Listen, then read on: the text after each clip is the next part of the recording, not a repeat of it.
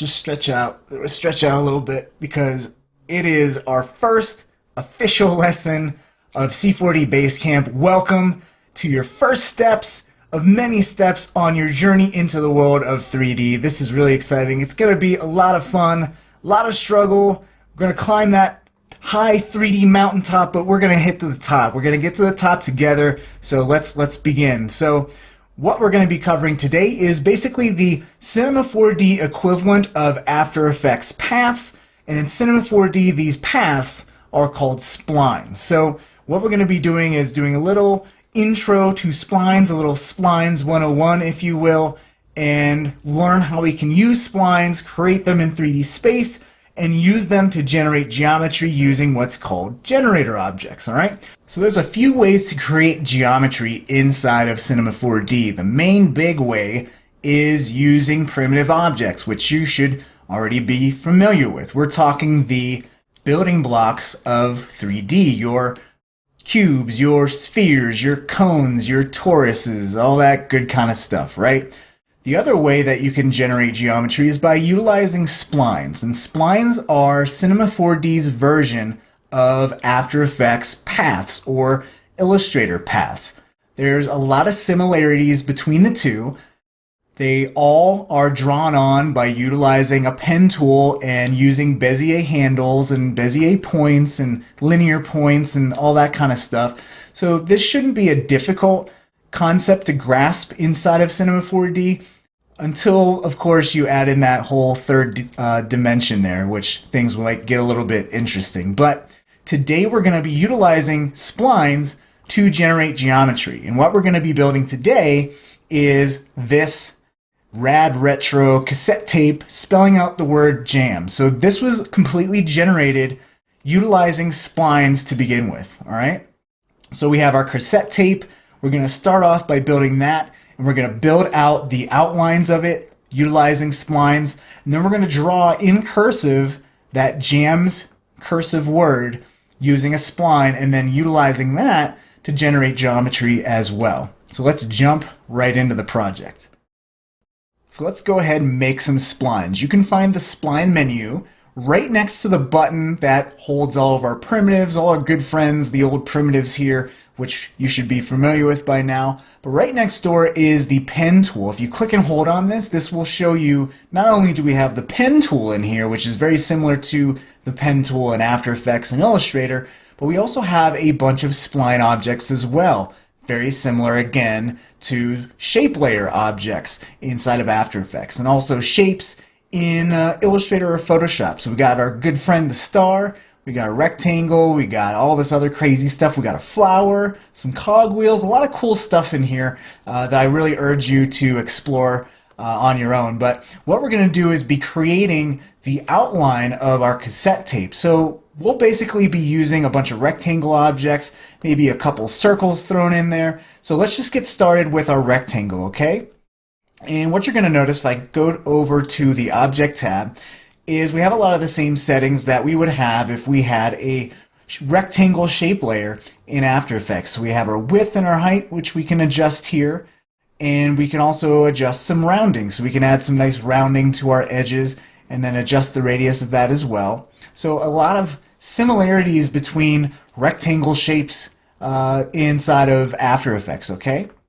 So what we can do is start to begin to build our cassette tape. So we'll make the main cassette body or the casing part of it, right? So let's start by doing that. And let's just change this again, nice round even numbers. We'll change the width to say 400, and then let's change the height to say 250, and then just adjust the rounding here so we get a little bit of a rounding. And the thing about building out splines and kind of sketching out the outlines of your objects, which you will then use to extrude out to create geometry, is there's no benefit of viewing this in the perspective view like we're doing right now.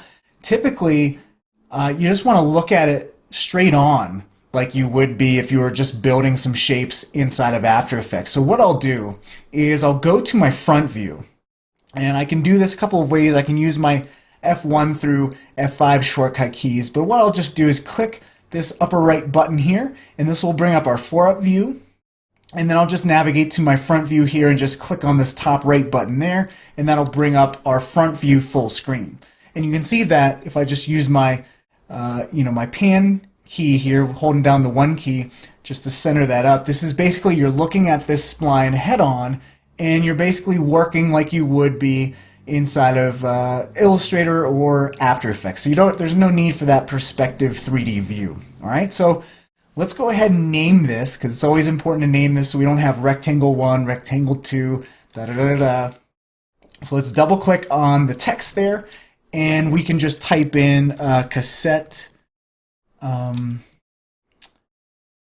casing. All right, so this is the cassette casing. I spelled it right, I think. Good job, me. And that's the casing. So what I'll do now is create the little label part of our cassette tape. So I'll just command, click, and drag, and this will duplicate that object. And I'll just double click on the name, rename it label, and then I can just adjust the width and the height here as well. So for the rounded label, let's maybe change it to 350, looks about good, and then for the height, maybe do 150 or something like that. So let's just move this up then, and maybe adjust the radius here. And again, I like to have nice round numbers, so in the coordinates manager here, I'm just going to make that a nice even 25. Always nice to have everything nice and aligned to your little grid and everything like that. So now what we'll do is we'll have the little label hole where our little reels will go through, okay? So I'm just going to duplicate this label, rename this label hole, and we'll just shrink this down and maybe make it something like 3 or 230 maybe. That looked about good. And then we'll make the size or the height, we'll make that about 70. That looks pretty good as well. And then we'll crank the radius of the rounding all the way up. So basically what we have now is like a little capsule. So completely rounded edges. So looking pretty good. So now we have our label hole. Now we have to make our little reels with the little teeth on those little reels that pull the tape. Okay. So we'll go ahead and we'll not use a rectangle for this. We'll actually go ahead and create a circle. So we got our circle spline object, and you'll see that it has its own unique attributes as well. So your rectangle has the width and the height and some rounding. Our circle has some other options that you can change this into, say, an ellipse or a ring, and it also has its radius as well. So what I want to do is just make the one, make the real holes. So what I'll do is just move this over, and I want to make sure this is kind of aligned to the label hole axis point. So I want this to be on the same Y position. So to do that, I can either look at my label and see, okay, that's or the label hole, sorry. And that's, well, actually they're both sharing the same position on the Y, which is 25. You can see my circle's pretty close, it's 25.71. But say you want to align this. What I'm going to introduce to you is some of these snapping tools. And what snapping allows us to do, it's very aptly named, it allows you to snap objects and align them to different other objects as well. So our snapping tools are right here. If I hold and click on this little magnet, I can enable snapping, okay? And once I do that, I can click again, and you can see we have all this stuff that we can actually snap to. So actually the only thing I want to snap to is the axis. So I'll actually just, undo, click off some of these polygon, the spline, and the intersection. So right now we're just using, we'll keep on vertex snap, which is basically just points, and the axis snap. So what I can do now is snap this, and you'll see that it shows that I'm snapping this to the axis center of my label. So you can see that that actually just snapped it to that 25 centimeters, which is perfect. That's what we want. So what I can do now is just move this constrained on the X by grabbing the X-axis arrow handle, and then I can just kind of shrink this down. So I'll go to the Object tab, bring this down, and I know that the height or the radius of my label hole is 35, So I can just make this radius 35, and you see if I zoom in here using the 2 key, I can get pretty close and kind of just eyeball it so it's nice and overlapped. So let me just rename this just the real hole, okay? And then I'll actually now make the reel and some of the reel teeth. So let's go ahead and I'll command click and drag to duplicate the reel hole, and I'll name this the actual reel. So for the reel, I'm going to change and turn this circle object into a ring. And you'll see that we're actually zoomed in too much, but you can see we get this nice little ring. It's aptly named. So I have my inner radius very high. It's up 100 centimeters, so it's actually past the radius of my circle. So I'll just bring this down, and this is basically the thickness of that reel. Okay, so maybe we'll give it, maybe make it a little thin disc, so maybe 24 for the inner radius. So we have our little radius here, and I can, again, since I'm snapping this to axis centers, I'm snapping this to the actual real whole circle, so that looks good. So now I want to make the real teeth.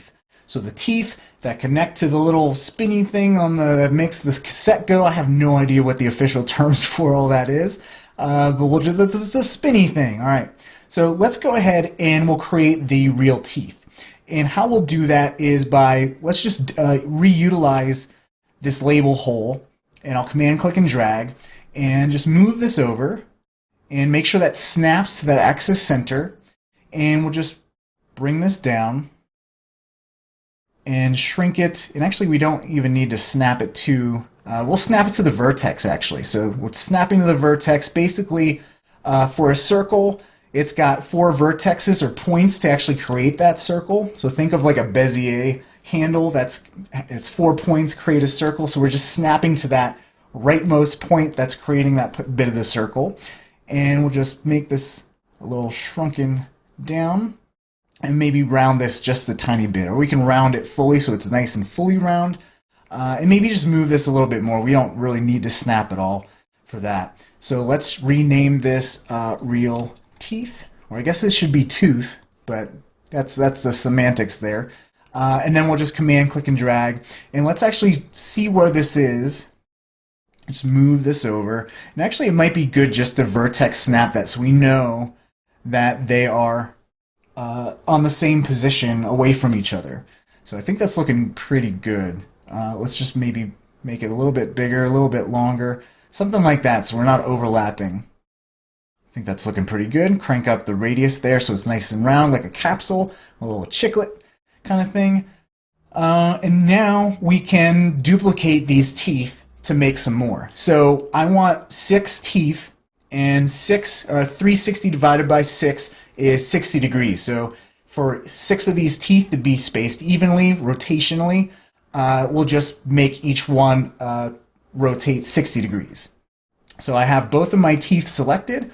I'll command click and drag to duplicate them, hit the R key to bring up my rotation, and we'll just hold, click and drag and then hold the shift key down, and I'm looking at the coordinate manager down here, and I can see that I just rotated that 60 degrees, and I'll command click and drag again and rotate this, and now you can see the little gizmo show up that shows how much we're actually rotating this. And that's 60 degrees, looking good. So now we have our 6 little teeth there, okay? So right now all we have is just a whole bunch of separate shape objects, okay, spline objects. What I want to do is combine them together to create one spline shape, okay? So just like you would combine paths and you use Pathfinder inside of After Effects or Illustrator, there's something very similar inside of Cinema 4D. It's not called Pathfinder, it's actually called Spline Mask, okay? And you can find that Spline Mask in this little button with the green rectangles with a little white rectangle inside. If I click and hold, you can find our Spline Mask. And the icons are very descriptive in Cinema 4D. And you're like, all right, we got a shape, and it's doing something to that little rectangle there. So we're going to go and grab that Spline Mask, okay? And let's just go ahead, and we want to combine the real teeth and this real. Okay, so I'll just drag and drop this so they're all together. Now for this spline mask to act upon our other objects here, and if I click on my spline mask, you can see that we have a whole bunch of different modes. And union is actually what we want, and it's set that by default. It basically combines all of the spline shapes underneath it into one spline object. Okay, so for this to work on splines, we just need to drag and drop them underneath and make them all children of that object. So we need to make a parent-child relationship. So I'll just click and drag and drop, and you'll notice that my little cursor changes from a arrow that's looking to the left to an arrow that's going down. That means you're making these objects a child underneath of the spline mask. And I'll just release, and you'll see immediately we just combined all of those objects together using our spline mask, which is awesome. So it's one cohesive shape. And the nice thing about the spline mask versus Pathfinder, and why I actually like using this inside of Cinema 4D, is it's not destructive. Like I can still move all of these objects inside here, right? So what we like to say is that's non-destructive. We're not deleting anything. This is editable still, and it's very unlike what you would do inside of After Effects. You combine two shapes together and you're kind of donezo, right? So really nice. So what I'll do is double-click this little spline mask area, and I'll just name this Real Spline Mask. Okay. One thing you're going to notice when I click on the spline mask here, even though you can see right here these little orange corners, this is the bounding box of all the objects in this spline mask, but our axis centers all the way the heck out there. So what we need to do is basically do what you would do in a lot of Adobe apps, where you can actually change and move the axis center and reposition it. So what I'm going to do, and since I still have snapping on and I'm snapping to the axis, I can then just snap this axis to the center of all of these objects and the bounding box of all the objects combined. And to be able to edit our axis center, we just need to click on this Enable Axis Modification tool over here. And I'll click on it. It'll highlight blue, meaning that we're using it.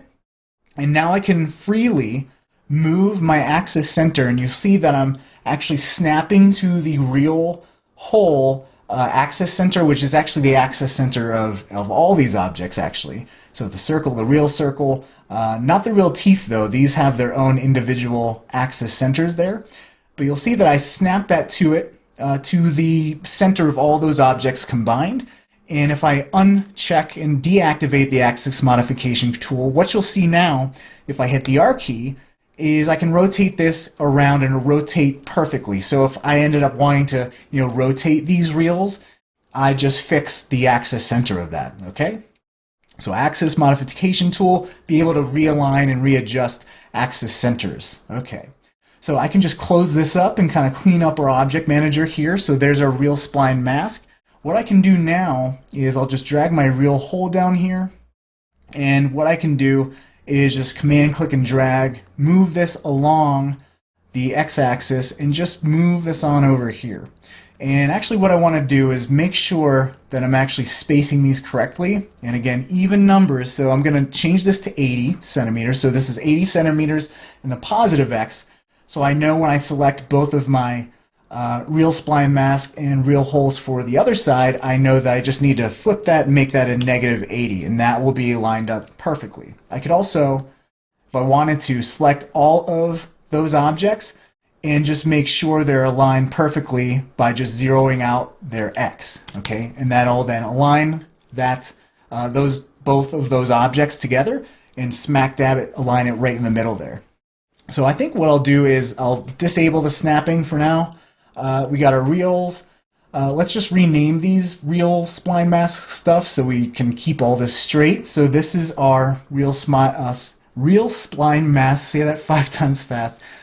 This will be we'll just call it the right side, even though it's our right side. It's not the cassette tape's right. It's actually the cassette tape's left, but whatever. We'll do it for us. So cassette spline mask right, and real hole right, so underscore R, and then for the left I'll just underscore L and real hole underscore L. Okay. So we have a lot of our main outlines going pretty well. The only thing we need is that little bottom part where the ribbon, the tape ribbon's actually exposed. I have no idea what the official term for that is, but what we'll do is actually utilize the pen tool to just draw it freehand. Okay? So I'm going to click and drag, go to my pen tool, and I absolutely love the pen tool inside of Cinema 4D. I think it's way more intuitive and has a lot more functionality than pen tools in say Photoshop or Illustrator or After Effects. And hopefully if you begin to start using it, you'll kind of see why, and maybe using the pen tools very natural for you if you are used to using the pen tool in Adobe apps, just because the functionality is so similar. But let's go ahead and start just clicking and dragging, and you'll see, let me just undo that, I Command Z. If I click once, I'll create a point, and you'll see I'm actually creating a spline object, okay? And you'll see I have a little preview of what this spline is going to look like, what this line is going to look like when I create that second point, okay? And notice I'm actually in my point tool now. So I'm moving and creating points. I'm no longer in my object mode and able to move objects. I'm manipulating points, something to kind of pay attention to. So I'll just kind of eyeball this and click, and you'll see that I actually accidentally clicked and held for a second there and actually created a Bezier handle. So let me undo that. Command Z, and if I click and hold, you'll see I'm bringing out my Bezier tangents, or my little tangent little guys here. Again, very similar to how you would create a Bezier handle inside of After Effects. If you click and hold on the pen tool, it does the same thing. All right. And so we'll just keep it like that. And again, you'll see this really cool preview of what this line is going to continue on depending on where your cursor is. So I'll just click and hold and just create a Bezier path or Bezier handle right there. And then I'll just click once, and that'll create a linear point. And then you can see if I try to connect this, my little icon goes from my add point tool to a close path or close spline tool. Okay, so if I just click, that'll close up my spline. And if I want to say convert these 2 points to linear points, I can just right click on the points and say hard tangent. Basically, hard tangent is just a linear point. Okay, so I'll right click on this point down here and say hard tangent. I can also make this a soft tangent as well, so, or just delete it or disconnect it, right clicking on here. Okay, so hard tangent, and I believe all of these are hard tangents now. Okay, so what I can do now is go to my selection tool, and there's a few selection tools that are very important to use when manipulating points or polygons or edges or anything like that, and you can find them all right up here. And its default is the rectangle selection here, but I'll show you and teach you all of these shortcut keys here. All right, so we're talking 0, 9, and 8 keys. So 0 brings up your rectangular selection, so I can select these 2 points here. I can use 9, hit the 9 key, and this is our live selection, so I can click and hold and randomly select points that I'm hovering over. And the 8 key is the lasso tool. You can be a cowboy, yeehaw, and just lasso some of these points, okay? So those 3 tools you use a lot. I don't lasso so much, but I do use the 0 and the 9 key a lot. So what I'm going to do is make sure all these points are aligned. So I hit 0, I'm in my rectangular selection tool, and you're going to notice 2 things. One, you can slightly see that these are not completely aligned on the y-axis. And you'll also see that this is not aligned to 0 on the X, so dead center, like world center on the X. So there's 2 things I need to do. One is to zero out and use my handy dandy coordinate manager down here and zero out the X to align those 2 points and center them up dead center with the rest of the objects making up our cassette. Okay? And then we'll need to then align the points on the Y so they're not kind of diagonal. Okay, so you'll really see this pronounced if I move that up. But if I select these 2 points, and again using the coordinate manager down here, you can see the size, and this is basically the distance between the 2 points in the X and then the Y. So you can see there's actually a distance of 9.4769 or whatever between the X points, okay? So to align them perfectly on the Y, I just need to zero that size out in the Y, and you'll see that snaps, and they're perfectly aligned on the Y. So I can do the same thing and maybe just move this out and just make sure that these are also aligned in the X and on the Y. So I'll zero out the X position, so they're positioned and aligned dead center on the X, and then you'll see there's a smaller size difference between the 2 points, just 1.723, so I'll just zero that out, and you'll see that that is now dead aligned center. Okay, so this is aligned nice and centered, looking good. What we can do now is basically round this out, okay? And how we can round this out is by using something called chamfering. And again, chamfering, they have all these fancy pants terms for rounding in Cinema 4D, but to bring up the chamfering, we're just going to right click. With those points selected, it's going to bring up a point menu here that is just for point selections and splines, all right? So you can see that all of these options correspond with things you would do to a spline. They're all spline related, okay? And you can navigate all the way down here and find our little chamfer here. And if I select that, and you can see my little cursor turned into that chamfer icon, and if I click and drag anywhere in my viewport, you'll see that I'm rounding this or chamfering this, okay? And I can actually go into my chamfer menu here in the attributes manager and just choose a nice round number. Again, I'm a big fan, OCD, about nice round numbers. So maybe a radius of 10 looks pretty good. We got some really nice rounding going on. Maybe bring this up a little bit more just to kind of match the big rounding that's on our label and the main cassette casing. Another option that's really nice is this flat. So if we wanted to change those Bezier rounding handles into linear, we can just turn on flat and then it'll flatten everything out. But we won't want that. We want nice round edges, and that's looking pretty good. So what I'll do now is hit the E key, and that'll change this to the Move tool, and you'll see that my points are still selected because I'm still in point mode. So what I want to do now, I'm done editing points. I just want to now edit the size of the object itself, the spline object here. So what I'll do is I'll click on the model mode, and this will allow me to then just move and utilize the object tools here. So I can actually the first thing I'm noticing is that we drew this spline, but the axis center of the spline is right up here in position 0 in the X, Y, and Z.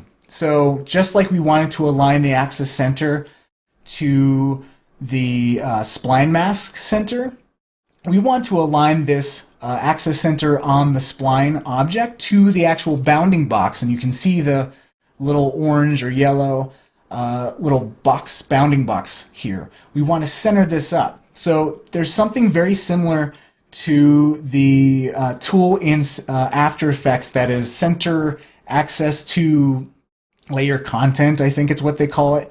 And there's a little handy shortcut key to be able to do that. And what that does is wherever your axis center is on a layer in After Effects, it will snap it dead to the center of the bounding box of your object. So there's something very similar inside of Cinema 4D as well. And how you can find it is in the Mesh menu. And under Mesh, we have this whole Axis Center menu as well. The center layer to axis, or the center axis to layer content from After Effects is basically, it's called Center Axis 2 in Cinema 4D. So if I then select that, you'll see, boom, we just moved our axis center on our spline to the center of the entire bounding box area of all those points that we just made, dead center of all of those, okay? So this layer is still called Spline. So again, I don't know what this is officially called, but I'll just double click this and call this cassette bottom, because that's the best description I have for that. So now we can, since we're in our object mode, we can use our T key, hit the T key, scale this up, and kind of just adjust this as we would like to. All right, so maybe scale this up, and Again, I'm a fan of even numbers, so maybe just negative 100, and that's how we're going to align this, okay? So the only thing left I think I want to do is, let me actually move this up just ever so slightly, so maybe negative 90. And I want to add the little holes, the little pinholes that are usually on this little cassette bottom thing, whatever this is called.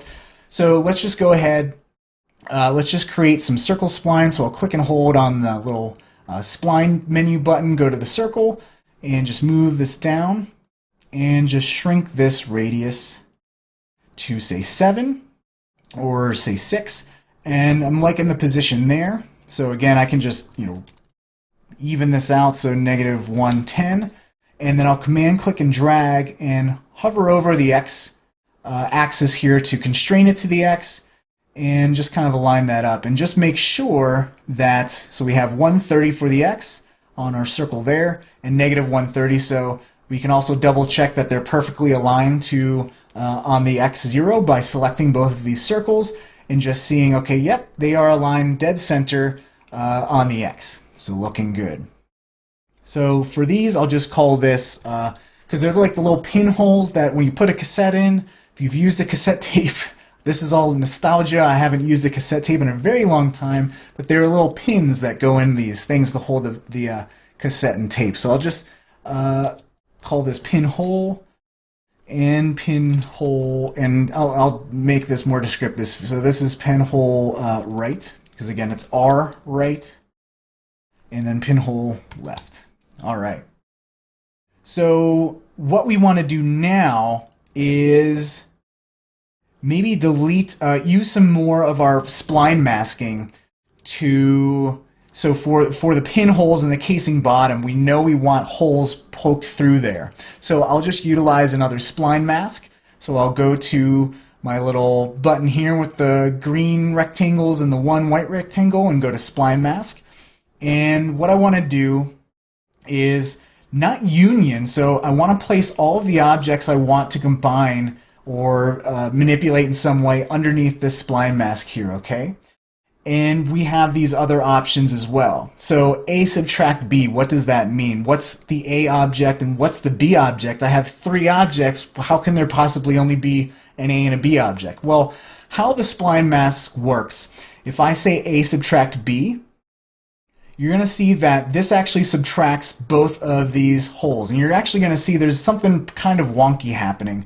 And I've figured it out. It's because if 2 objects are on the exact same Y-plane, it kind of doesn't show up correctly. So if that happens with you, because you can see that it disappears, but if I move this ever so slightly, it appears again. It's very wonky. I don't know why that is, but just follow me with this. So I have my cassette bottom, and you'll see that actually both of those holes have been subtracted. So when we're talking about A subtract B, A is always the first child underneath the spline mask, and B are all the other objects underneath, okay? So for example, the real spline here, if I went and said A subtract B, you're going to see that those real teeth have now subtract against that, that real ring spline we have here. So in this instance, A is the first child, and B are all the other children underneath that, okay? So hopefully that makes sense. A and B, and then you have the reverse of that, which is B subtract A, which means that these holes would then subtract against the cassette bottom, and that just doesn't do anything because they're all sharing that same space. So A subtract B, again, if you have issues with this being aligned and your object not showing up and subtracting, just move it, nudge it ever so slightly. Not sure why that happens, but that fixes that. And let's go ahead and change this back to union on our real spline mask. Okay, so I think the only thing we need next is to subtract this label with the label hole, okay? Because we know we're going to want to cut a hole through that label so we can actually see our reel. All right, so let's go ahead, get another spline mask, and actually I forgot to center this to the axis center here. And the axis center we want to snap to is just that cassette bottom that we already aligned. So I'll go to the spline mask. Let's go to snapping, enable snap, and make sure our axis snap is selected. Go to my axis modification tool and just drag this down. You'll see we have our spline mask snapping to the axis there. So we want the spline mask right there. So something like that. And I think that's nice and aligned right there. Okay. So let's just rename this cassette bottom spline mask, and let's go and subtract the label with the label hole. Okay, so let's go and grab our spline mask, and we're going to want to subtract the label hole from the label. So let's set this to A subtract B. So we'll subtract A will be the label, and we'll want to subtract B, which is the label hole. And if we move this, and let me undo that, because I forgot to deselect my axis modification tool. That's something you might run into a lot, so just make sure what you're doing, and maybe we don't even need snapping either. So I'll just disable snap. I'll just move this, and you can see now we have this little shape with the hole inside. Okay, so let me just undo the positioning there. And there we go. I think the only other thing we need to do now is we know we need some holes in the actual cassette casing for our reels to exist. So what I'll do with that is grab our reel hole right and left, and we're going to subtract this from the actual cassette casing. So I'll just bring these two holes up there, grab our spline mask, and again we're going to subtract. We're going to have A subtract B, which will be reel hole right and left. So I'll just have this, the first child be that cassette casing, and then the B will be these two holes. And then if I move this over, you'll see that nothing's happening because it's still set to the default union mode. So let's go A subtract B, boop. We got those little eyeball holes inside of our object. So let me undo the reposition that, and again go A subtract B and just make sure that looks good. Okay, and then just Command Z to undo that, and there we go. And I think we should be all set up. We have all of our outlines looking good. Let me just really quickly do some cleaning up, and let's just name this. This is still the cassette casing, but we now have this as a spline mask. And again, actually for this, the spline mask, since our cassette casing is actually 0, 0, 0 on the X, Y, and Z, we actually don't need to change the spline mask axis center because they share the same axis center. Okay? And our bottom spline mask, that looks good. This spline mask is unnamed, so I have no idea what it is, but I know it's our label, so let me just rename this label spline mask, and everything's looking good. So now we have all of our outlines of the shape of our cassette all set up and ready to go. But if I go to my perspective view here and click the render button, you're going to see that nothing's showing up, nothing's rendering, because much like paths in After Effects will not render in your comp window, you need to do something to it. You need to add some strokes, you need to add a fill or something like that. So it's very similar inside of Cinema 4D. Splines won't render, but you need to generate geometry with them so that geometry can then render. So what we're going to be doing for that is using extrude objects. Alright? So our extrude object is actually called a generator object, okay? And you can find it in this little menu here with this little blobby green thing with these little cage with some little dots. It almost looks like motion tracking dots. So it's the motion tracking rectangle green blob dot button here. And you can see these are all of our generator objects. Okay.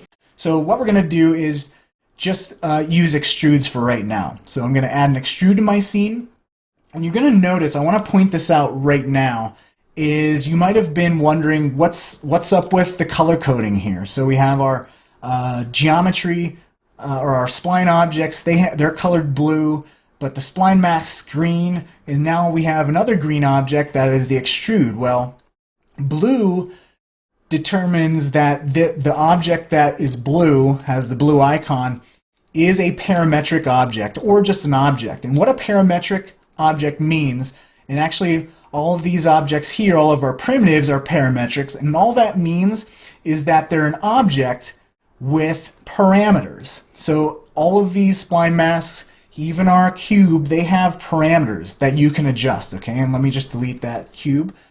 But basically, parametrics, parameters, all right? Generators, green, they generate either new splines or new geometry based on existing objects. So generators by themselves don't do anything. They don't create any geometry at all. And to be able to have the extrude object or a generator object generate geometry based off of, say, splines in our case, we need to again create that parent-child relationship. So just like we created the parent-child relationship with our spline masks and our children spline objects, we can then say, let's just start with the bottom spline mask here, and we'll drag and drop, and again making sure we have the little arrow down that's pointing to the little square, and drag and drop that underneath our extrude, and you'll notice, bam, we got some geometry now. So now if we click the render button here, or the render viewport button here, you can see, bam, we got something there now, if we actually went ahead and rendered this out, okay?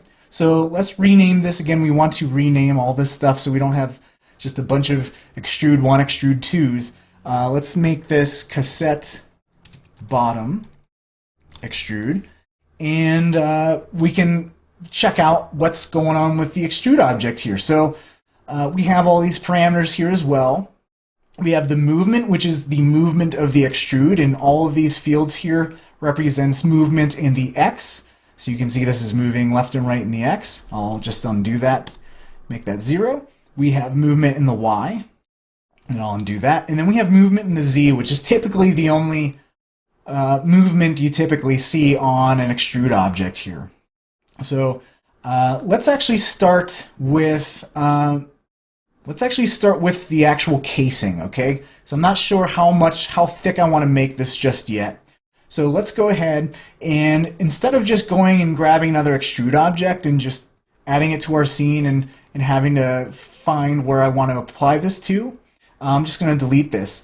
One really handy shortcut key that's going to save you a lot of time. So I want to add an extrude to this spline mask here, okay?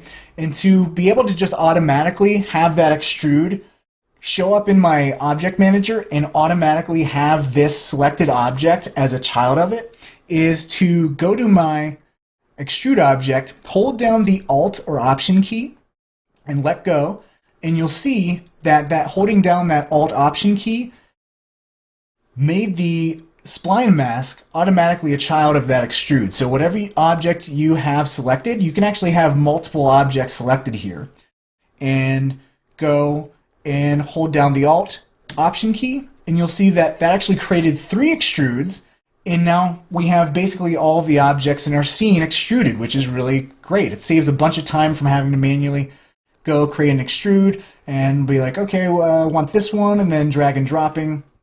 Just use that Alt Option key. It's going to save you a ton of time. So now we have all the objects extruded, but everything's kind of overlapping. If I again hit the render viewport here, you're going to see that you can't really make out the details because they're all the same thickness and they're all on the same Z plane, okay? So what we're going to do is let's start by renaming all this stuff. So this is the cassette casing. And let's go to our extrude, and this is our label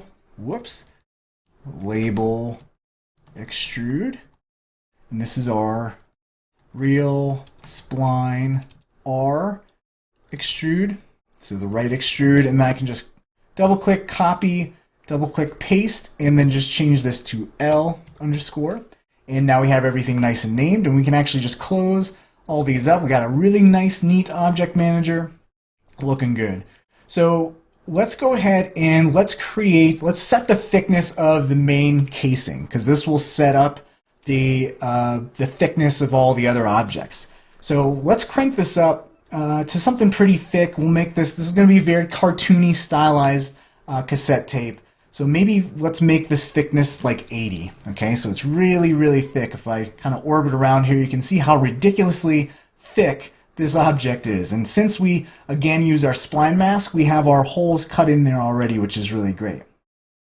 So this is where we'll then extrude all these other objects, give it a little bit more depth. So what we'll do for the label is we're just going to pull this out in the Z. Maybe just, negative 3, okay? So let me just put in negative 3 in the coordinate manager there, and you can see that that's sticking out there, but we have no details on the back. So what we'll do is we know the main thickness of our cassette casing is 80, and our label extrude we moved it 3 in the Z. We basically need to just make this 80, the thickness of 80, and then add 3, or actually 6, to the back, okay? Because we're taking into account the negative 3 in the Z, and then the positive Z, we need to have this to stick out in the other end. So if I just made this 83, you still can't see it because we need the positive 3 and negative 3, so 86.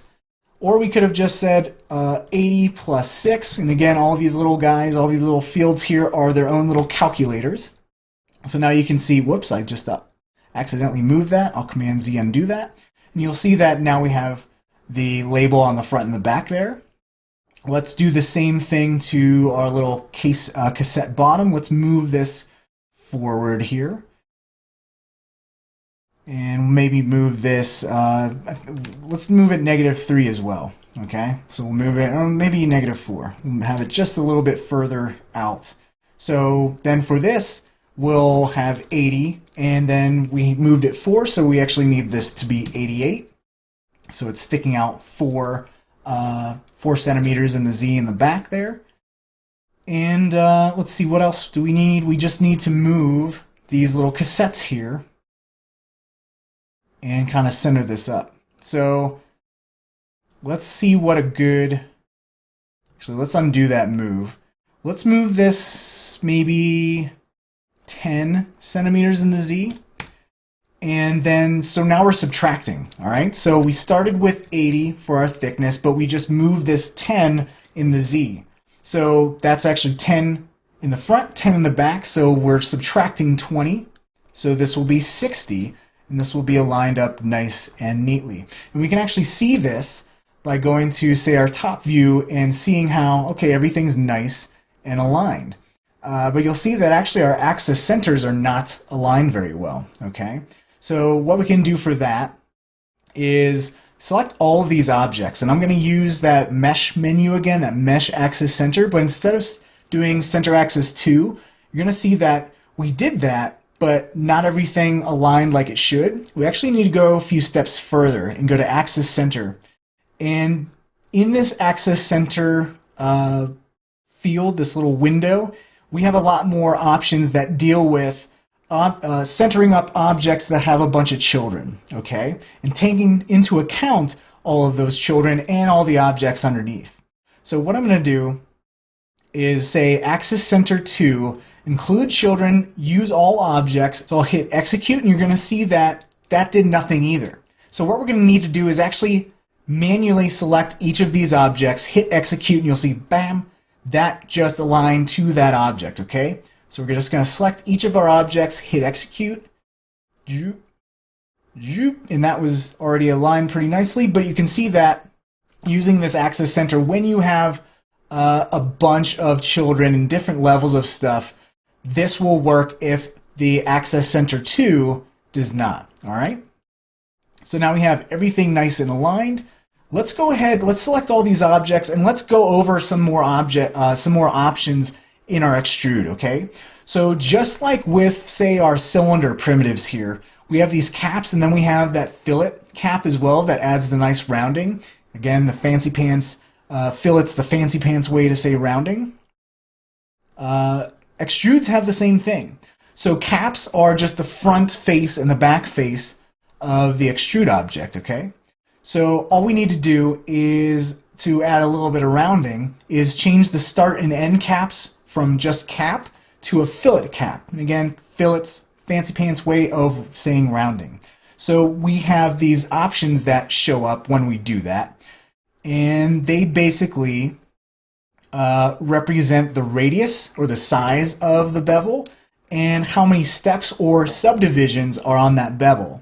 Okay, so if I change the step from 1, which is just basically a chisel look bevel, and changed it to say 5 on the front and the back, you can see that subdivided it and rounded everything out. Okay, and I'm actually looking on this through the garage shading line, so if you're in garage shading and you're not seeing that, just make sure you go to garage shading lines. Alright, cool. So let's you can see that this thickness of the size of our fillet cap is just way too much.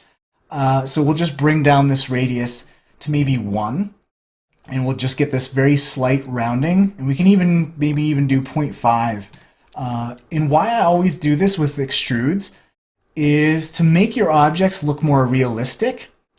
You want to add a little bit of rounding to your objects, because in real life, nothing has a completely completely sharp edge. Even a knife, if you magnify that up, get the magnifying glass or the microscope, you're going to see it's a little rounded, right?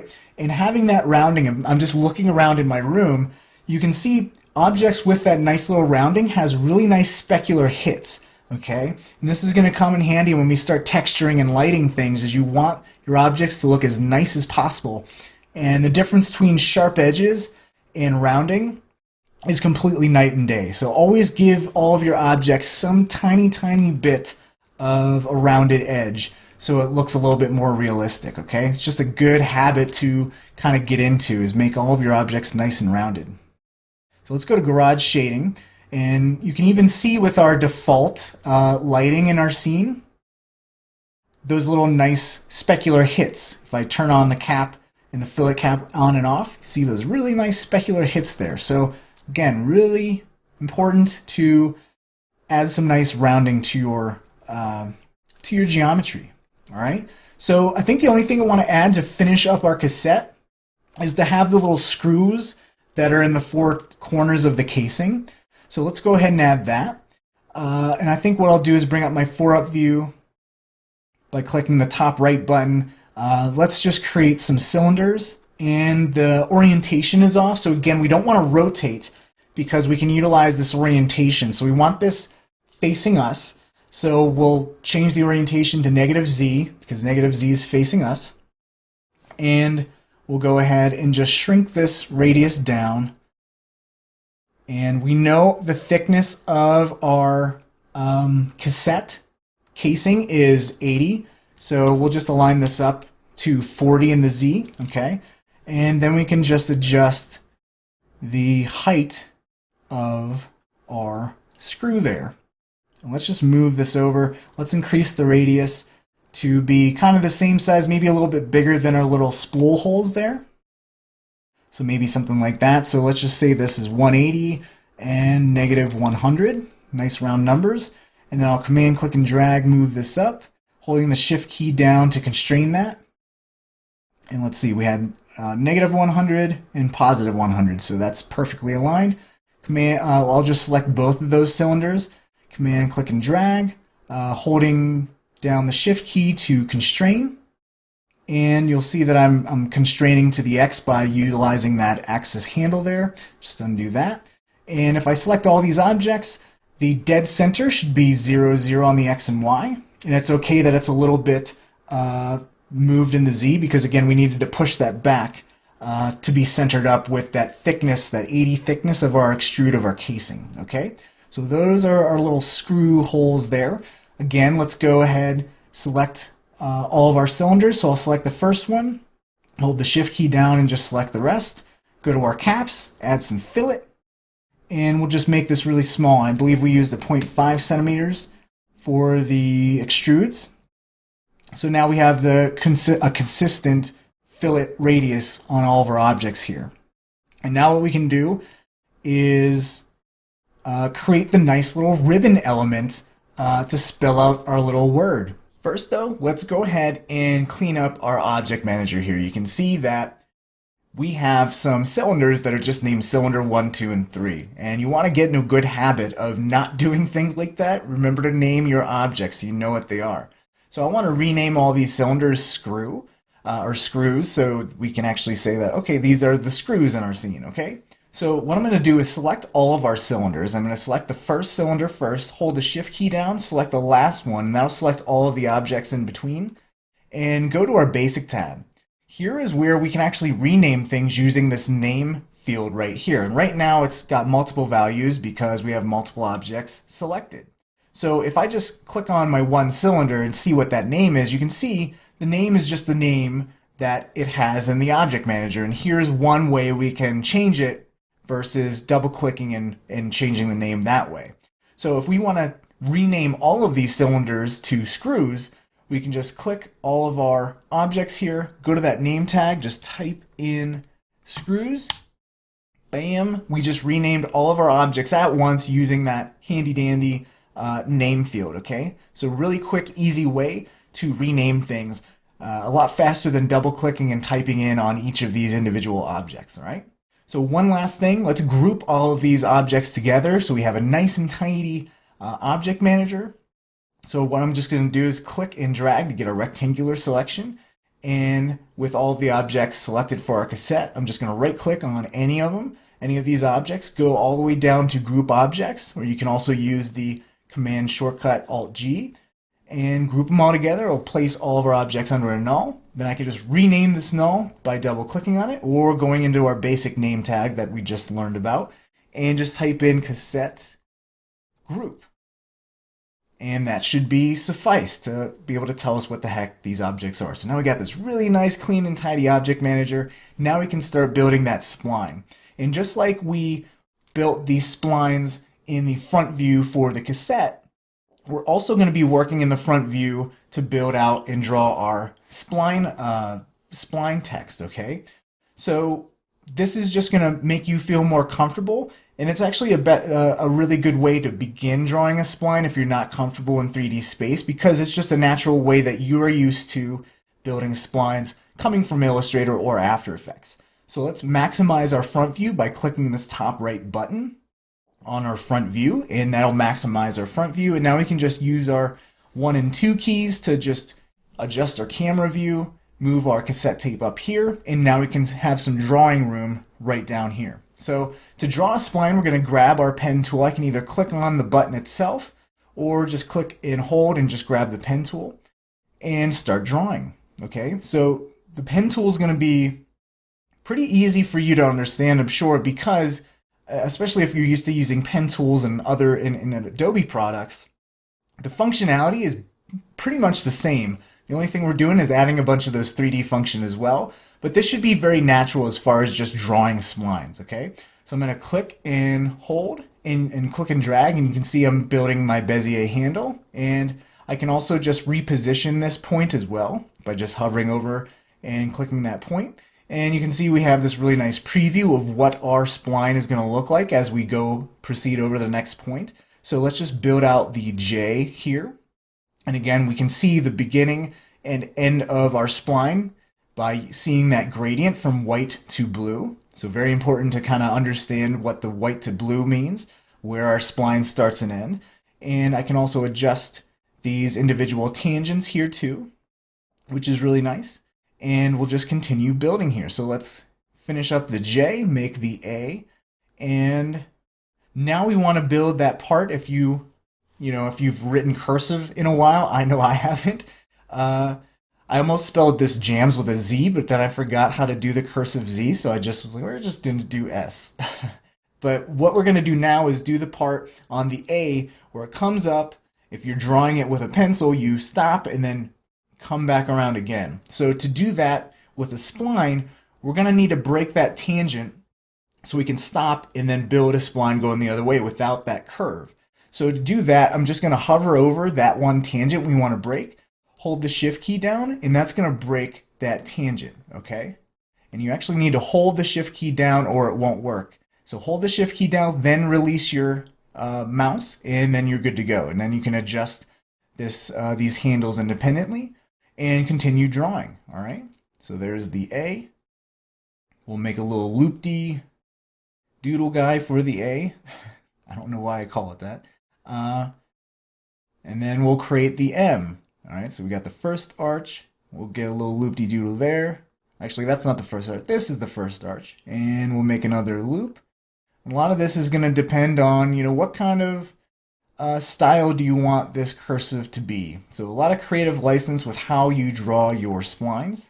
You did your driving test to get your driver's license. I hope you took your test to get your creative license as well. And right now I'm just kind of clicking on different points and adjusting them as we're going here, just to make sure everything looks good, because aside from just building this spline out and learning about splines, you also want to make sure that your text is legible. Always important that the word you're spelling in cursive is actually legible for other people to read, not just you. Because I've done that many times where I drew a cursive word and it looked fine to me, and I posted on Twitter or something. Everyone's like, "What is that? What's Jim's?" And so you got to be like, "Oh yeah, actually that's not that clear." All right. So right now I'm using the pen tool, and if you are adjusting your points here, your Bezier handles, you're going to notice that using the pen tool, if you want to adjust your Bezier handles, you can. The pen tool is actually editing them one at a time. So one tangent side and then the other tangent side. So you can easily get uneven tangent lengths. And sometimes you don't want that. Maybe you want to go back to even tangent lengths. So we can easily do that by selecting one of the points and not actually selecting on that point itself, because that brings up a different option. We can, and actually I accidentally unselected from that point and ended up building a new point altogether. So I'm just going to Command Z undo that and make sure I'm selecting that point. Right click and go to equal tangent length. And this is going to equalize the length of both of those tangents. And you're going to see that, again, if I adjust this though, I'm just breaking the length again. So that's the functionality of the pen tool. If I actually want to adjust the tangents without adjusting the tangent lengths, what I'm going to need to do is go to my move tool. Okay, so the pen tool and the move tool work differently when dealing with points. Okay, so I'm in point mode with my move tool selected, and again with point mode I can then adjust points on my spline. And notice what happens when I click and drag on this tangent. It's unifying the tangent length and it's not adjusting the tangent length. So this again is a different functionality if I was doing this with the pen tool. So the move tool and the pen tool are kind of different as far as how editing splines go. So one thing I want to call out is, notice I'm kind of clicking and dragging, adjusting my spline points. Sometimes I'll actually have multiple objects selected without me even knowing it, and I'll try to adjust these tangents, and it won't work. The only thing I can do is move that point, and that's because I have two objects selected, or multiple objects selected aside from just the spline. And a lot of times I'll have like a couple splines selected, I'll be like, what's going on? And all I need to do is make sure I just have the one object selected, and then I can adjust this as you'd expect. Okay? So this is the easy part, right? This is building a spline in 2D space, right? This is stuff you should be used to. But the hard part is when we add that old third dimension in here, okay? And that's what we're going to do now. And this is where it's going to become really important that you are getting used to 3D space and utilizing your 4-up view, okay? So to add some depth, some Z depth to our spline so it looks like an actual 3D object, because again, if I go into my perspective view and kind of adjust my view down here, and I hit the render active view or render viewport, you're going to see nothing shows up. So not only do we need to add some geometry to this, but we also need to add that Z depth. Okay, so let's just rename this Spline Jams. And to add geometry onto this, we're going to use a sweep object, which is another generator just like the extrude. And basically a sweep object is an extrude along a spline. Okay, so for the sweep to work, I'm just going to drag this or click and make a sweep object here. For the sweep to work, we need two objects. First, we need the profile spline of the object we want to sweep along the spline, and then the second object is that spline that the profile spline is swept across, okay? And it happens in that order. So let's choose a profile spline, and I'm just going to grab a rectangle here, and we'll make it fairly skinny, because this is going to be our little cassette tape. So we'll just make it super skinny, maybe a height of 1 and a width of, say, 30, and we'll start with that. So to make this work, again, generator objects, you need to make the objects a child of the generator object for it to work. So again, we're going to need to pay attention to the order.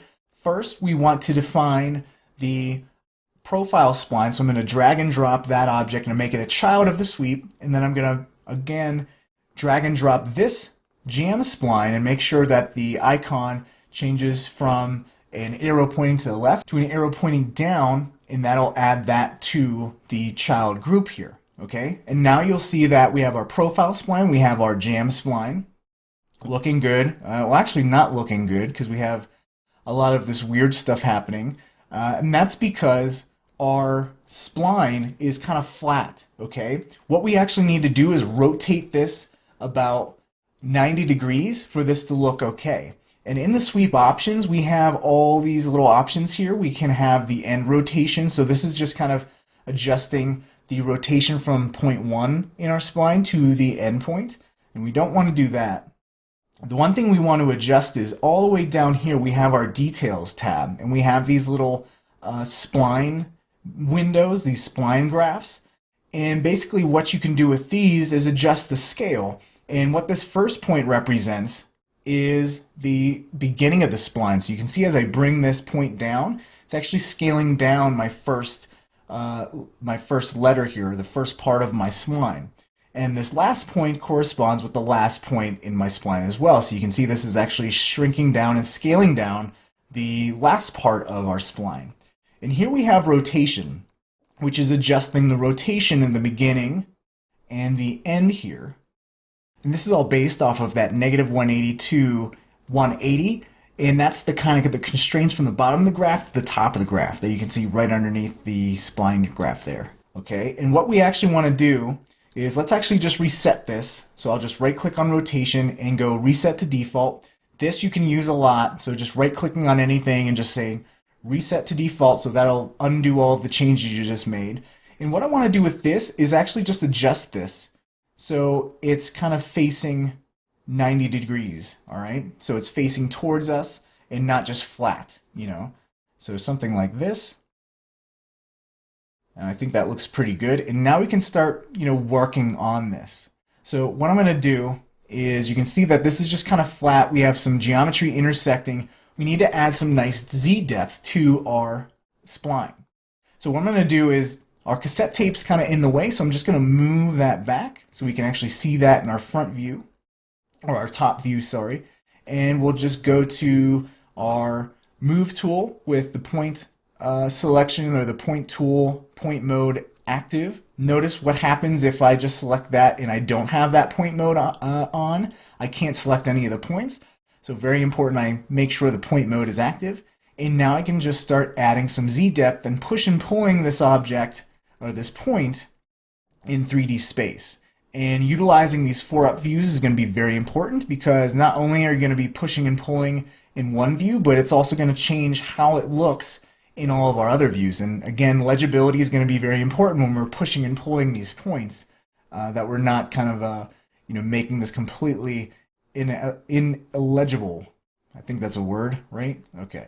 So right now I'm just kind of adjusting these points and adjusting these Bezier handles, and just making these a little bit more round and adding some depth to them. So again, a lot of this is going to be creative license, making this look nice, making a nice style of cursive text, and again, utilizing these 4-up views and making sure this spline is nice and smooth even as it's kind of being pushed and pulled in Z space. So I think our J is looking pretty good so far. Let's go to this A.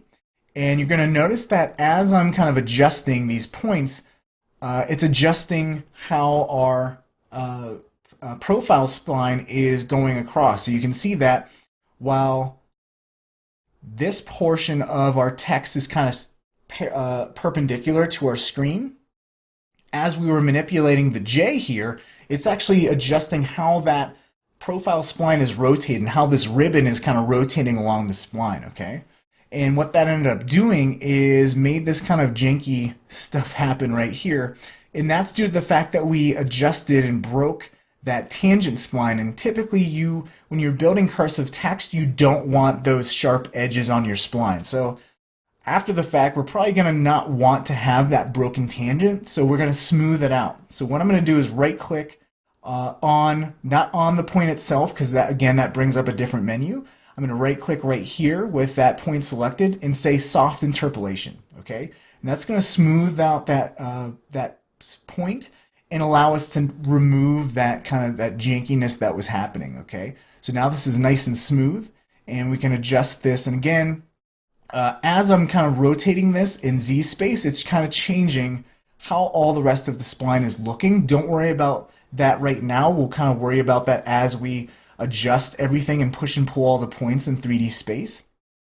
But just something to keep in mind, to have nice smooth handles to avoid the geometry kind of folding over itself. And you can kind of see that happening here at the other part of the A and the beginning of the M. So we'll kind of adjust some of this stuff here. And we always want to reference the front view here as well to make sure that this is legible.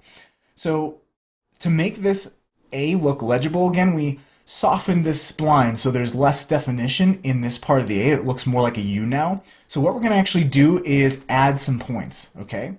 So to add a point, it's actually very simple. I'm just going to hold the Command key down, and you're going to notice we have this little icon show up that is just 6 points. And as I hover over my spline, it's going to come up. And if I Command click on that spline, it's going to create a new point. Okay.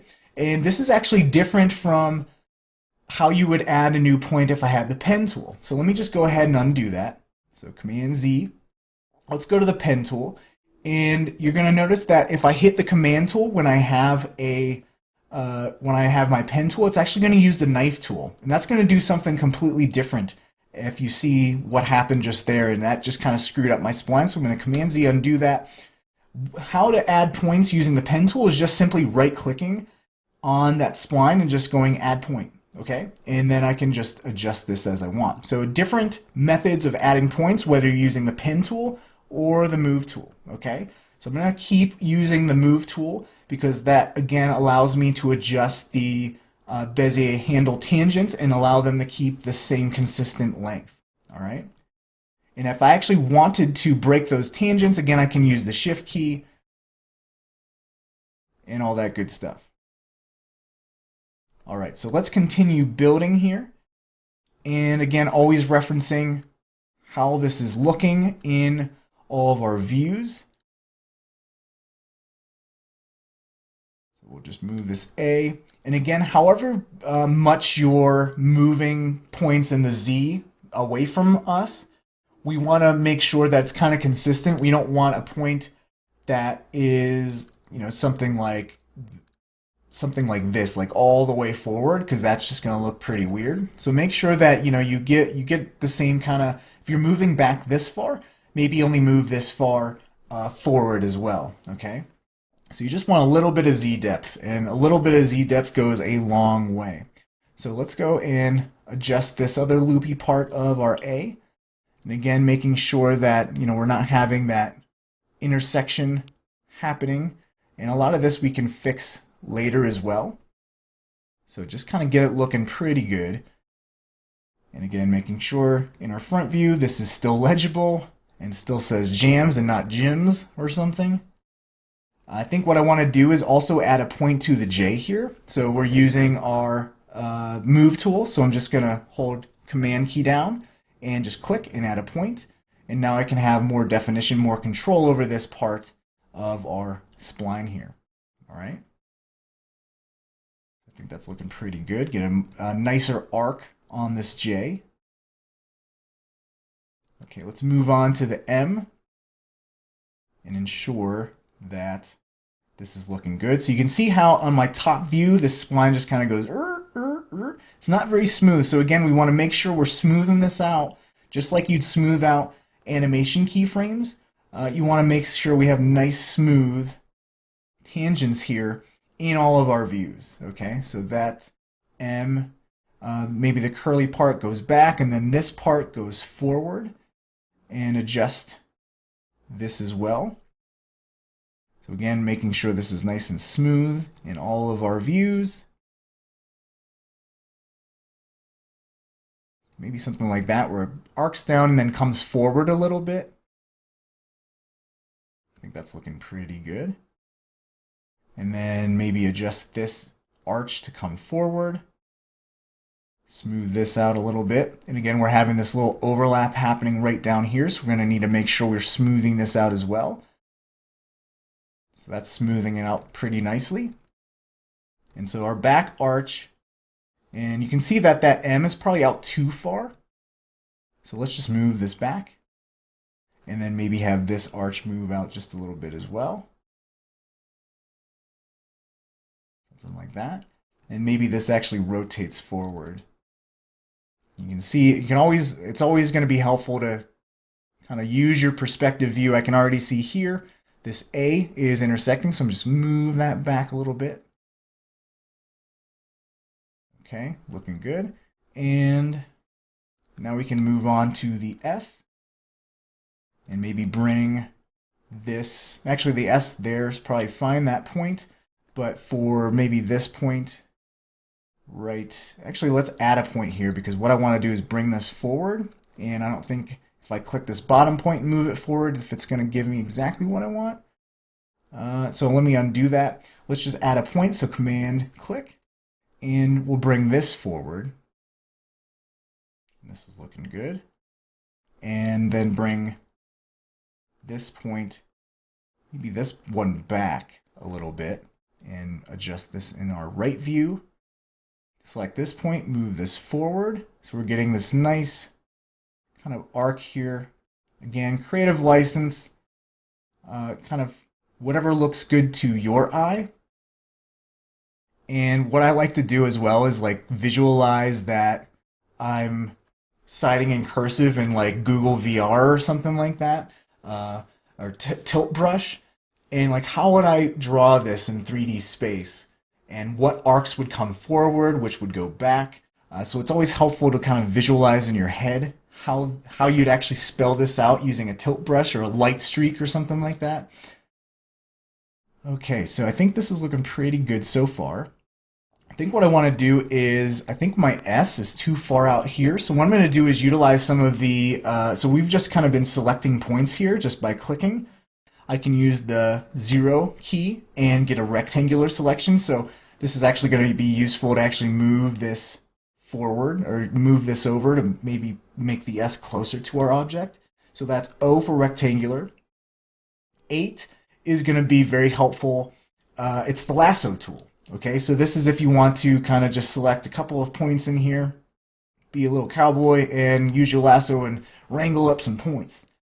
So that's kind of helpful. So 0 brings up the rectangle selection, 9 brings up live selection, 8 is the lasso. And typically I only use, I'm not a cowboy too much, so I just use the rectangular selection and the live selection to do a lot of my point moving and stuff like that. So again, hitting 0, use the rectangular selection, just kind of move this around, maybe move all this stuff forward. And again, hitting the E key just to bring up the move tool again, and maybe just adjust these singular points here. So you can see how I have a little bit of Z depth going back and a little bit of Z depth coming forward, and just that little bit of Z depth really gives our cursive word a lot of depth there, looking really nice. All right, so what we can do, we can keep continuing to tweak this and making this look good, and that's actually what I find myself doing a lot, but you're not actually going to learn anything by me just tweaking to death. So we're going to just move on and kind of cover a couple things more about the sweep object and about how splines kind of work in Cinema 4D. So if I kind of zoom in all the way here, you're going to see we have some weird kind of chunkiness on our spline here, or on our geometry. Actually, my geometry is just kind of intersecting the camera, but you can see it on this edge as well. So again, we're going to need to go back there and maybe push and pull, adjust these curves a little bit, these tangents, and maybe make them a little bit wider. But what I want to cover is how to kind of smooth out and discuss why these little chunky edges are happening. Alright, so we're going to learn a little bit more about the old spline object. So let's go to our spline, and we're going to see our object tab. And we actually have a bunch of different types of splines in Cinema 4D. The first that we are familiar with right now is the Bezier type, okay? And that's just the Bezier handles that we're using here, that you've been using this entire time. We also have a bunch of other different types of splines as well, okay? One being linear, and linear is very, you should be used to linear. That's without any smoothing, interpolation, or anything at all, okay? And this actually just kind of turned our jams into like a Metallica logo or something. I don't know, like some death metal band. I have no idea what happened there. But basically, it's taking those curves that we had and changing them to linear points, and this is what you get. You have no smoothing at all. Alright, so we have different kinds of curves as well. We have cubic, which is a different type of curvature. Akima, which is also, again, a different kind of curvature. And then we have B-spline, which again is a very smooth kind of curvature as well. And you can see this kind of just turned in almost my signature, where it's just a couple squiggles. But then again, we have the Bezier, which is what we've been using. You're going to notice that this is what we started out with, and since we adjusted and moved to linear and all these different modes, we actually lost all that work we just put into adjusting our spline. So what we're going to need to do before we go any further is Command Z and get back what we just did, okay? So those are the different types of splines and how the different point curvatures and all that good stuff. We also have the option to close up this spline by just checking on the close spline option.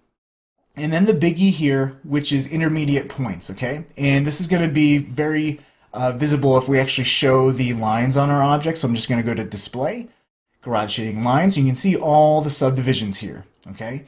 And you can see that we have more subdivisions where there's a curve than there are when the arc is smoother, okay? So default is adaptive intermediate points. And what the function of intermediate points is basically what's happening between each point, okay? So here's a point, here's the next point. What's happening between those two? Intermediate point, you can adjust an angle tolerance, okay? So the more I crank this up, the more chunky this gets. And it works by an angle of how the spline is moving. So if I bring this all the way down to 0 degrees, you're going to see this adds a lot more subdivisions, smooths out our geometry a lot more, and that is adaptive. Again, it's a tolerance by degrees or angles. Okay. Next, we have none at all, which goes back to our death metal Metallica. I'm going to undo that. Let's go to natural, and what natural is you can actually define the number of subdivisions between each point. Okay, so here's our 2 points here. We're going to have 8 subdivisions because that's the default number. Okay, so if we want maybe 4 subdivisions between each point, you can do it that way as well. So we can also crank this all the way up to really smooth this out. But you're going to see that this is kind of dependent on how many points you have, and then you're going to have 27 subdivisions between each of those points. So that is natural. Uniform has nothing to do with point positions or anything like that. It's basically going to have the same number of subdivisions equally spaced uniformly along your spline. Okay, so this is kind of nice if you want very specific kind of smoothing. You want very evenly spaced subdivisions, and using the uniform here, and you can crank this up as you want, or you can crank this down as you want as well. But the main thing is that you're adding needless subdivisions doing something like this. So that's why adaptive is kind of useful, is because you're not adding more subdivisions than you need to. So for a straight line like this, we don't need all these subdivisions right here, okay? We just actually need that one, and that's going to look smooth. But the adaptive and how it works is it's going to add more subdivisions where the curvature is more curvy, okay? So this is actually the most efficient way to subdivide, and that's why it's on by default. The one last one to use is subdivided, which is kind of a combination between uniform and adaptive, because we now have our angle tolerance and we also have this maximum length, which is basically it's spacing out and subdividing our spline every 5 centimeters, okay? So you can adjust it by angle tolerance and by just total length. So that's subdivided. But typically, if you're using adaptive and you have this at 5 degrees and you're seeing some chunkiness, typically maybe just bring this down until bring this number down until you don't see the chunkiness anymore, okay? So typically you don't have to mess around with this very much, but it's nice to know what all of these options in each spline does, okay? So we'll get out of the garage shading for now. And maybe the one thing we want to do is, just like we added some really nice rounding on our geometry for our cassette, let's add some nice rounding on our rectangle here and get those really nice specular highlights now. Okay, so that's looking really nice. So the one thing we probably want to do is get rid of these little weird loops here. Okay, so we're going to go back into our sweep object and kind of adjust the rotation spline here. So what we can do to have a lot of control over how our profile spline is kind of spaced and rotated along the spline is by adjusting the rotation here, okay? So I can do something like this, and you can see how if I rotate this enough, it's going to fix that, but screw that up over here. So I'm going to undo that. And we can actually pinpoint along our spline where we can rotate by just command clicking here and adding a point in our little spline graph here. And we can see that as we're dragging this point, we're actually rotating different parts of our spline. Okay, so we actually want to pinpoint that M. So right there looks like it's pinpointing this area right here. But again, we're actually adjusting some of these points here. So I'm going to command click and add another point and just space that out. Because again, this is where this line right here is where the rotation value is for the rest of our spline. The rest of our spline looks perfectly fine. We just want to kind of isolate some of these areas and adjust the rotation there. So you can see I'm just rotating this part of the M, and maybe we can adjust this part of the S as well if we'd like. Maybe something like that. So we're just adjusting the rotation at the very end of the spline, and I think the rest of our object kind of looks good. And you can continue to add points in here and maybe adjust this part of our spline, but I'm just going to undo that. One nice thing is this window down here is very small. If you want to actually expand this view and have a much wider window to see and edit the spline, we can just right click here, and all the way at the bottom is called Show in Separate Window. Okay, it's all the way at the bottom. If I go Show in Separate Window, bam, we got this huge window here. And we can use some of the navigation tools for our viewport, like the 1 key to pan and the 2 key to zoom. And this is where we can get really some nice fine-tuned control over our spline and not have to be constrained to this tiny, tiny little graph editor down there. But I think our spline's looking pretty good. Now we just need to combine this and join this with our cassette tape here, okay? So what we're going to do is go ahead and create a new spline. So I'm going to go to my pen tool, and for this one, let's actually try to not utilize the front view as much, and maybe as we're drawing points, manipulate them in the 4 views and see how well you can do, okay? So what I'm going to do is just click and drag right about here where the tape would actually enter the cassette, and you can see as I'm drawing this in my front view, it's actually positioning it right here in some random 3D space here. So what I'm going to do is just move that on back to where that cassette tape is. And again, we can check all of our views here, and that's looking good. And then we'll just draw, whoops, just undo that, and then we'll just draw here and maybe move this forward or backwards in Z space as we're actually drawing the spline. And we'll move this down, and we're going to want this to join up with that J. So let's just make sure that this is kind of looking like a natural flow into the letter J. So now you're actually seeing that as I'm hovering near that beginning of the J spline, it's wanting to connect, okay, even though we have a separate spline object here. Now watch what happens when I go and I have that spline and we have that little cursor change to combine those splines. Watch the spline and watch the jam spline, okay? You can just see that that new spline I created just merged with my original spline that we just made, okay? So now we can go ahead, hit my E key, go to my move tool, and then adjust how this just combined with my J spline, or the actual main text spline here. Okay, so now I can adjust this if I want, how it feeds into this cassette, something like that. So we have it coming from the cassette. Now we just need to add the end part of our spline here. So we're going to do the same thing, and I'm going to deselect this spline, because if I go to my pen tool with that jam spline selected, it's going to want to add on to that spline, and I don't want to do that. What I'm going to do is make sure I have no spline selected and go and click and drag and create a brand new spline, again positioning this back here, and just clicking and dragging, again utilizing all of my 4-up views. Maybe this goes back like this, maybe arcs around, maybe this goes up,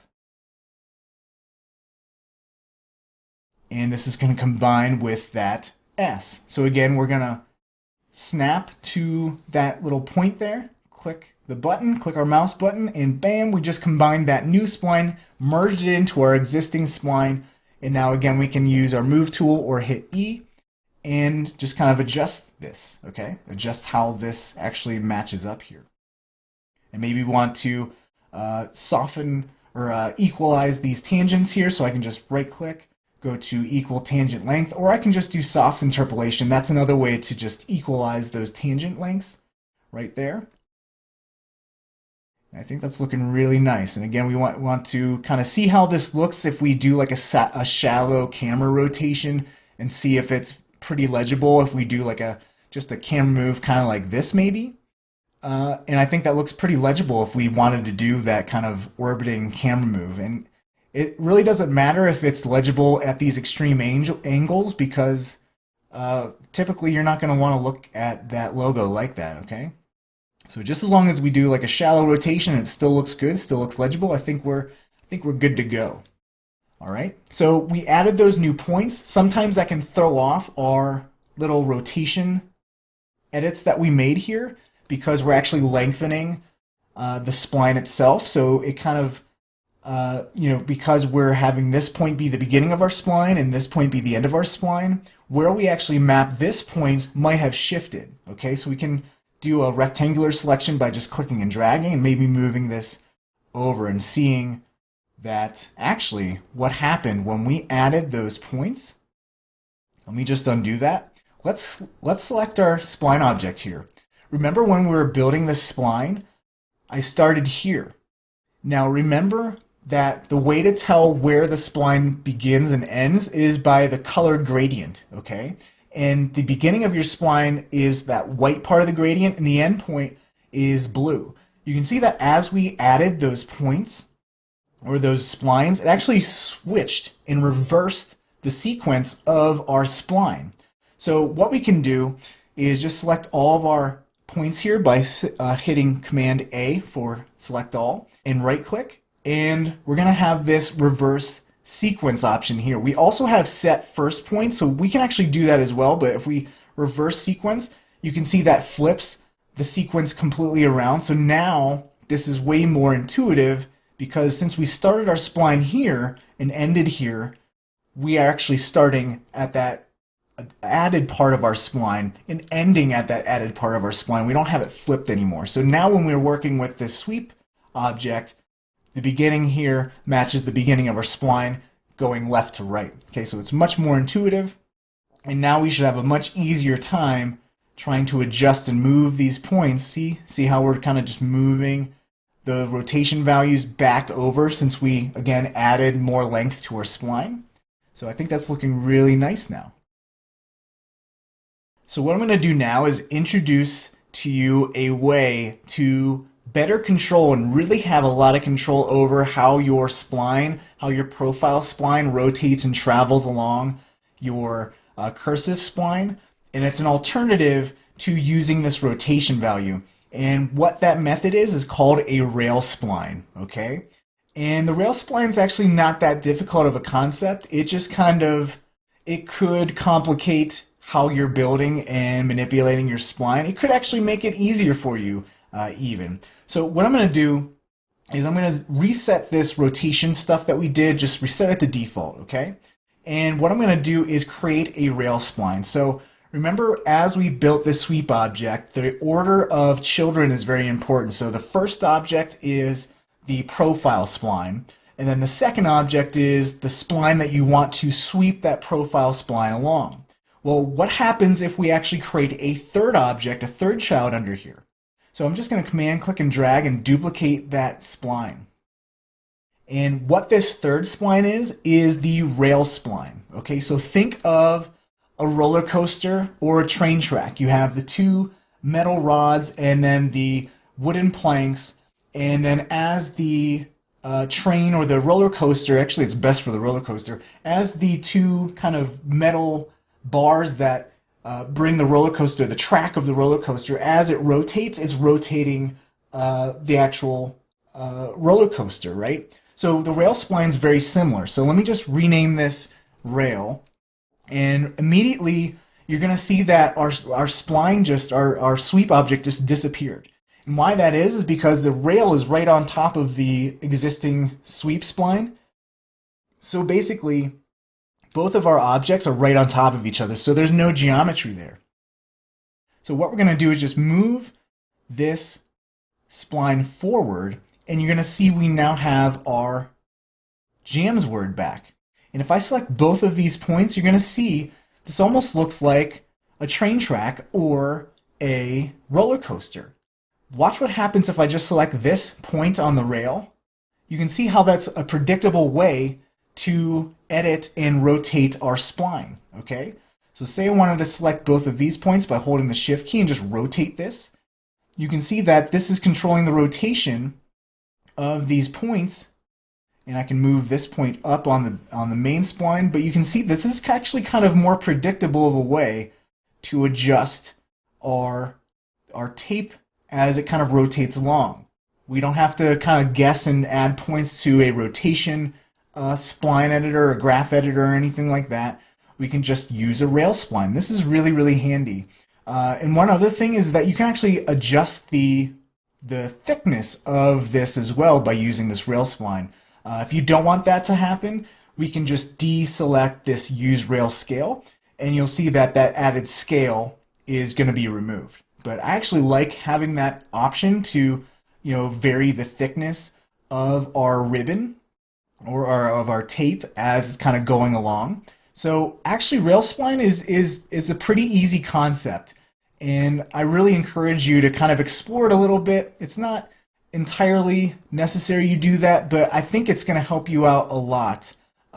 Really understanding and really adding that extra level of control in 3D space, bringing up the 4-up views and seeing how you can actually adjust this rail and adjust this ribbon as it's kind of rotating throughout the spline. So it adds a little bit more complexity, but I think it adds so much more control utilizing rail splines. So have fun with that.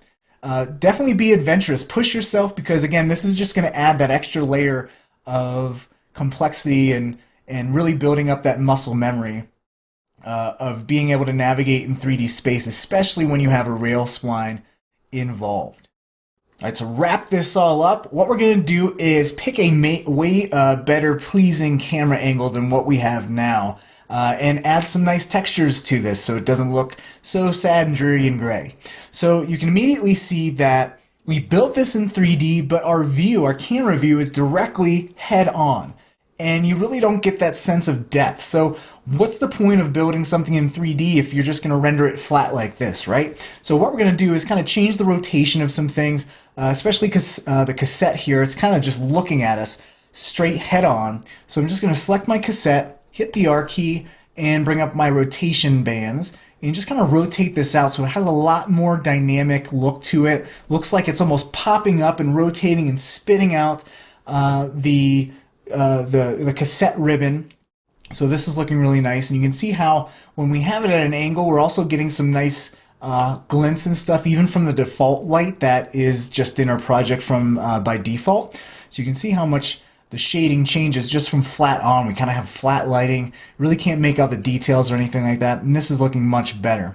Next thing is we have, if I zoom in here, our cassette tape rotated, and we need to match up those little ribbons to make it look like they're coming from inside the cassette tape, right? They don't want them just intersecting all willy-nilly like.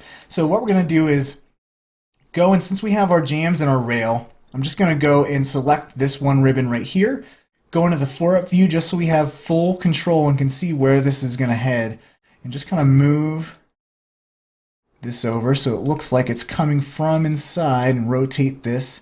Again, really nice aspect of these rails is the ability to rotate this predictively. Jeez, not so good with the words. I'm okay with 3D, not so good with the words today. But there we go. So that's kind of looking like it's in there.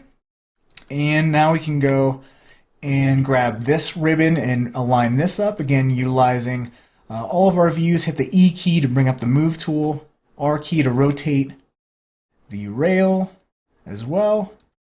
And I think this is looking really nice. And again, just making sure this is looking good in all of our views. And maybe I'll adjust this little point here. And again, I have 2 splines selected, so I actually can't select the individual points there. So let me just select the one rail point and just kind of straighten this out. Let's get this jams. You can see from the overhead view how it kind of arcs forward. I just want to smooth that out just ever so slightly. So something like that looks a lot better. And then we can just select both these points, move them on just to center that up. I think that's looking much better. Hit the E key to move these points, and looking good. So the other thing about this spline, or about this ribbon, is you want to make sure that, number one, it's legible, which I think we did a pretty good job at that this is pretty legible. Let me just move that. One thing we want to do is make sure that as this ribbon kind of goes along the spline path, that we don't have really thin pieces kind of like here. Because when I actually render and hit the render viewport view, you can see that some of this is so thin you can't really read it that well. So you want to make sure that as you're utilizing the rails, you kind of rotate the ribbon enough that you can read it a lot better, because more of that ribbon's kind of facing the camera. So for example, the J here, maybe we grab the rail and move this either forward or back, just so we don't have the little thin pieces going on. So you can see how much easier it is to read when you actually give that. It looks like you're giving it thickness, but really all you're doing is rotating the ribbon so it's facing the camera more in certain aspects, in certain areas. So definitely pay attention to those kind of details. Having it maybe thin in little parts is totally fine, but you don't want it thin all over the place. So like here, you can barely see the ribbon there. So this is where having the rail comes in handy, because alternatively you'd be doing a lot of tweaking and adding points to this rotation grid down here, and doing it manually that way. So even if the rail concept is kind of scary to you at this point, I highly, highly recommend you kind of build up your chops using it, because it might be a little rough from the get-go, but man, is it gonna really save you some time later on. So I'm not going to tweak this for forever, but just to drive the point home that you want this to be legible, have a lot more of this ribbon facing towards the camera, so you can, number one, read it, and number two, get these really nice shadows and highlights, and having this nice contrast of the parts that are getting hit by the light, and the parts that are kind of in the shadow look really, really nice. So let's go ahead, finish this up, and just add some very basic materials, the same materials that I showed you how to add in the orientation video to our ramen restaurant. So just utilizing the color and luminance channel. So let me just go pick some nice colors here. Let me choose purple to start out with, and this will be for the actual main casing. Again, just using the color and luminance, bringing the luminance color down so we get a little bit more of that, diffuse shading happening there. And then I'll choose some purple colors here. And one thing I like to do is I'll copy this color, paste it in the luminance, and maybe I make this a little different shade of purple. So it's almost like we have a little bit of a gradation. So we have some color coming from the color channel and some coming from the luminance. Something to kind of play around with. And then we'll just apply this to our cassette tape. And then I'm just going to create a whole bunch more and finish this up. Alright, so we're going to push the video speed all the way up to ludicrous speed, and it's a speed I really wish I actually worked at in real life, but just making some conscious design choices, some color harmony additions to this scene, and it's very important, even though we're learning 3D here, especially when you're learning a new software, being able to rely on your solid design fundamentals and color theory knowledge is really going to help push your work and make it look a lot nicer, because design fundamentals, no matter what tool you're using, and again 3D is just a tool, that design knowledge is really going to make any work you make in any software look really, really good. So just kind of keep that in mind, but just putting on the final touches, tweaking, and making sure this looks aesthetically pleasing. So just finishing up here, and we are done. Alright, so hopefully that wasn't too tough, right? So we're building our muscle memory in 3D space, we're building splines, we are using our 4-up views, we're using our splines to then generate geometry, we're starting to build stuff and model things in different ways. And if you haven't guessed yet, a lot of your success in this class is going to determine how comfortable you are in 3D space. 3D is just such an awesome thing. The ability to add that third dimension and have that extra freedom to be able to think what's in your head, which you think in 3D space. We live in a 3D world. To be able to visualize something and translate it into 3D space is just such an awesome thing that I hope as you're going throughout this course, you really understand and appreciate that, yes, it's difficult, but you can get so much closer to what's in your head and really make art in 3D space. So if you haven't been comfortable yet, I really recommend you keep getting used to and building that muscle memory of building a spline in 3D space is a great exercise. I kind of liken it to painting the fence in Karate Kid, where Mr. Miyagi is given Daniel-san all of these menial tasks, and like, why am I painting the fence? Like, this is garbage. Like, I want to punch someone in the face, and it's all for a reason. Manipulating, pushing, and pulling these spline points in 3D space and utilizing all your 4-up views, it's for a purpose. It's to build up your 3D chops, build up your 3D muscle memory, allowing you to navigate in 3D space and pay attention to detail in 3D space as well, because that's going to be the most important thing, is once you're in 3D space, making sure everything looks good from every angle, okay? So you're going to be crane kicking and sweeping legs later on, but this paint in the fence is going to be very, very important as we move forward. So with that being said, it is assignment time. Are you ready? Let's build up those 3D chops.